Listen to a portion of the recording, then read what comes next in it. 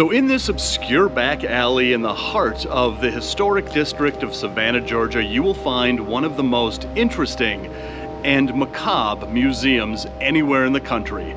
This is the Graveface Museum. It's an oddities museum focusing on all things unusual, macabre, unique, and mysterious. And in this strange adventure, I'm going into the Graveface Museum and taking a tour where, amongst other things, they have the largest collection of paintings painted by John Wayne Gacy himself and a replica of the Ed Gein house. So come with me as I take you on a tour of the Graveface Museum here in Savannah, Georgia.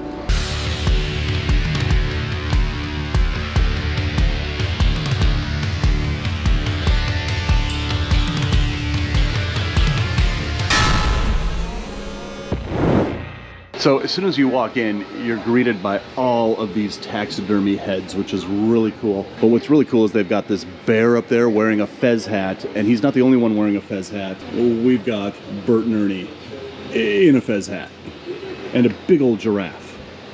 I want to buy this. I wonder how much this is. Ah, crap. Look at this, a melanistic deer. Wow, lots of caribou. A porcupine. And this is, I don't know why this is so cool to me. This is like from a carnival where you throw the balls at the clowns and it's just here. Over here, we've got all these pickled specimens. A pickled shark. Okay, that's pretty cool. They've got me with a camera in there. That's pretty cool. Look at these little crocheted, little satanic goats. Really cute. Look at this, the severed head of a Teletubby. And over here, we've got a raccoon butt, just because. Over here, we've got a collection of really creepy clowns. This is kind of reminiscent of the clown motel that I stayed at in Nevada. I don't know, clowns aren't really creepy to me. All right, so comment below, guys. Are you guys afraid of clowns? Are clowns creepy to you? Comment below, let me know. They're just not really all that creepy to me. I mean, there's some clowns that are super creepy. These, they're just clowns. Comment below, are you afraid of clowns? Just head on into the mouth of this handsome devil and we'll get started. Don't worry, he does not bite. Go ahead, guys. Here we go. People choke. All right, we are heading in. Whoa. I feel like I'm back in Minnesota. Okay, so our tour begins in this room, and this is the only part of the tour that is kind of a guided tour. So she's gonna tell us all about the exhibits in this room, and then from here, we're on our own over there. This first room is our Roadside America room, and this is modeled after the roadside attractions that were extremely popular in the 1940s and 1950s. Over here, we have Clementine, the five-legged cow, born with only one head, but yet kind of has a tripod thing going on there. But there are so many cool exhibits in this room. Look at this, the Jersey Devil. Over here, we've got two little lambs that are joined together at the chest. And you gotta look around this place because you'll find little knickknacks like this furry bass, which is a bass that is dressed for a Minnesota winter.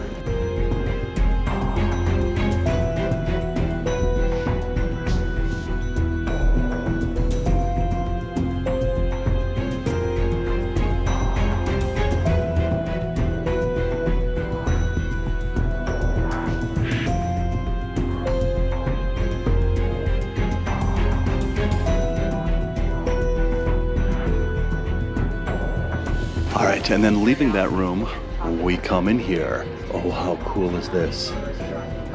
All these skulls and bones. There's Baphomet right there. Before we go in there, there's this cool little exhibit in here of all these aliens.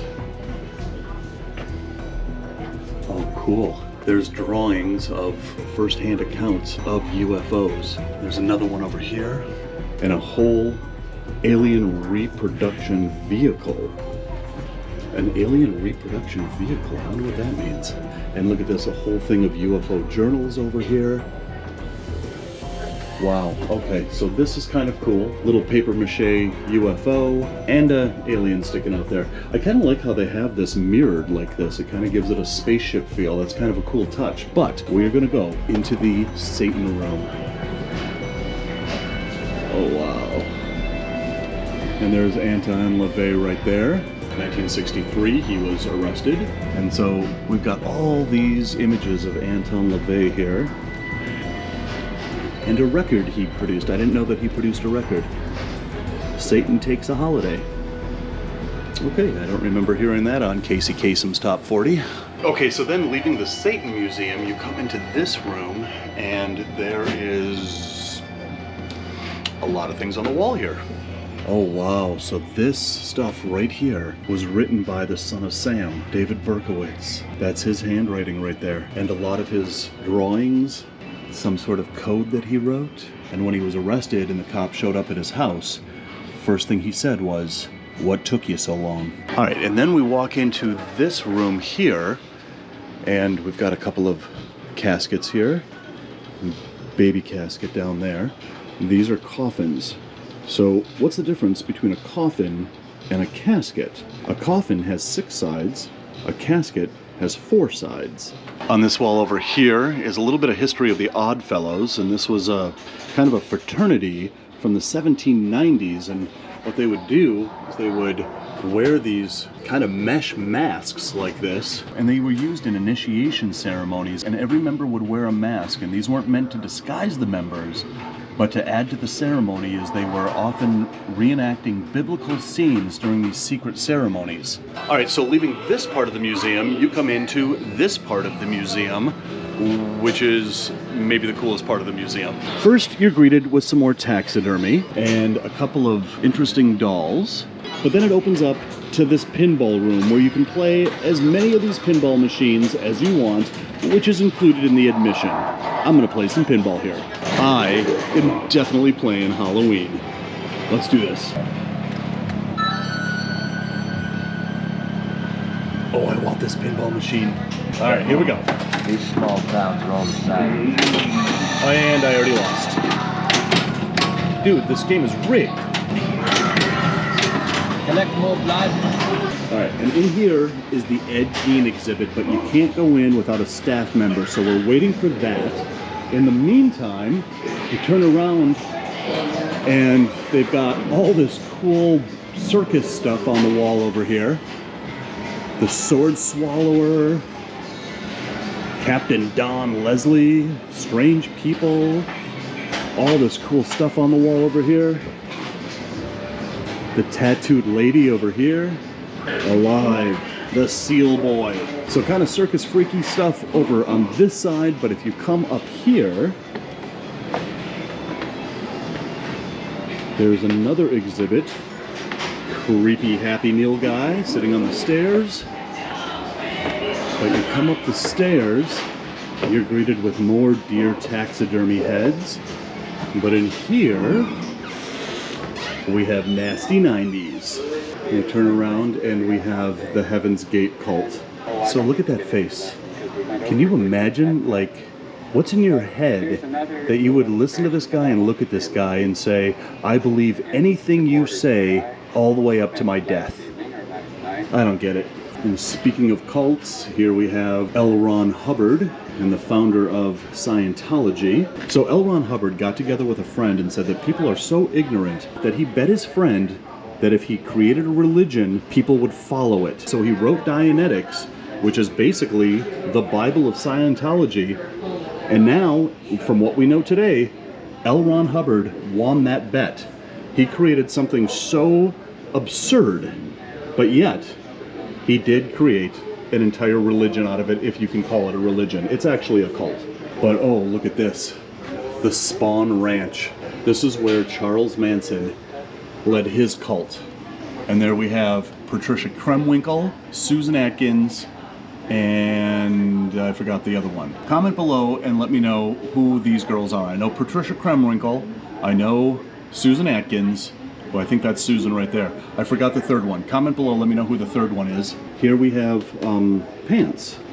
And who is this? Charles Manson's sweatpants worn in prison. These were given to a friend pen pal of Manson's when he was sent to the hole for rule violations. These were his actual prison sweatpants. He was a pretty short guy, actually. Over here we have a picture of Eileen Wuornos. She was one of the most famous serial killers. The movie Monster was based on her life. And, I don't know, that could be her undie pants. Over here is an ice skate signed by Tanya Harding. Wow, and we all remember this when Tanya Harding took out Nancy Kerrigan, and she didn't go to prison for it. She was just barred from ever skating again. Now she lives in a trailer court somewhere. So if you've ever heard the term drinking the Kool-Aid when it pertains to being brainwashed in a cult, that comes from Jonestown. And all of his followers drank poison Kool-Aid and committed mass suicide. And right over here on the wall, those are the actual packets of the Kool-Aid that they drank in Jonestown. That is actually really creepy. And then right in this room behind me is the John Wayne Gacy exhibit, and they have the largest collection of paintings painted by John Wayne Gacy himself right in this room back here. He was filing all these appeals and not costing a lot of money, obviously, and he was selling these. They weren't good. People bought them anyways. So he was, we got these from tracking down the people that he sold to, so people that used to know him, talk to him. We just want to talk to them and get their stories as well, and that's part of this whole process. But on the flip side of all of the pen pals and artwork he did, we have a lot of personal things from his sister. So her name was Karen. She was the one that dealt with Gacy's estate after his death. So Karen is who we got all these family photos from, as well as items from Gacy's cell that you'll see as you go around the room. And she's been really helpful for just understanding more about their like their childhood and upbringing, and getting a little bit more of the personal side of Gacy that you don't always get to know a little bit about. John Wayne Gacy wrote a log of what happened every 15 minutes while he was on death row. And this book is opened to his last entry before he was put to death.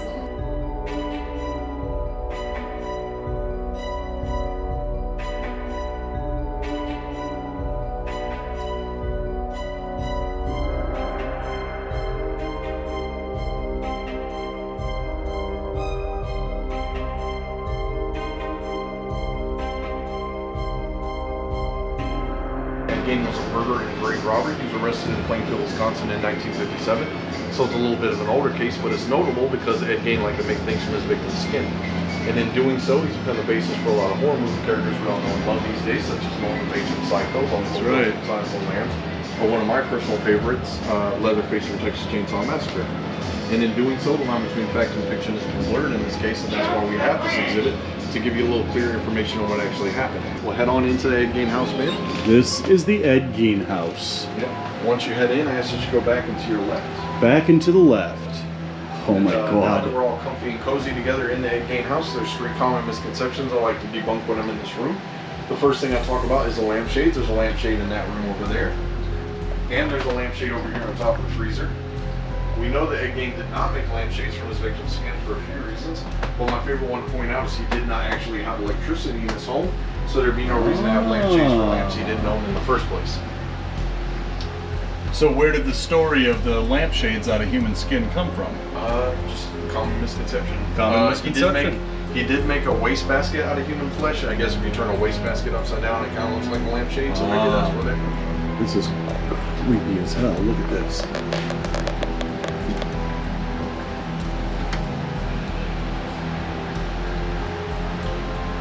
Alright, so when you go upstairs, there are all these photos in the stairwell here of all of his victims' crime scene photos. Ew. It's a little disconcerting. Alright. So welcome to the second floor. On your way up, you notice those true crime photos. Those are all mob hits from the 30s and 40s. In this photograph, we have human bone fragments that were pulled from the Gein property. It's a beautiful photograph, but it is very tragic. In the photograph below that, we have all the evidence that was taken from the Gein house. It's all bagged in box, so you can't see anything. When he went to trial, he only went to trial for 1 murder. He was acquitted of everything else. Even though he admitted murdering 2 women, he admitted to robbing the graves of 9 women, and he admitted to making things from his victim's skin. This frame piece right here is the last remaining piece of evidence from the Ed Gein case. It's a lock of a woman's hair attached to Ed Gein's truck keys. We suspect that that's Ed Gein's mother's hair. Ed Gein was obsessed with his mother. She was fervently religious and abusive to him, and in turn he idolized and worshipped her for it. So Ed Gein made leggings out of a woman's skin. He made a corset out of a woman's torso. He had 9 vulvas in a shoebox under his bed. He made a wastebasket out of human flesh.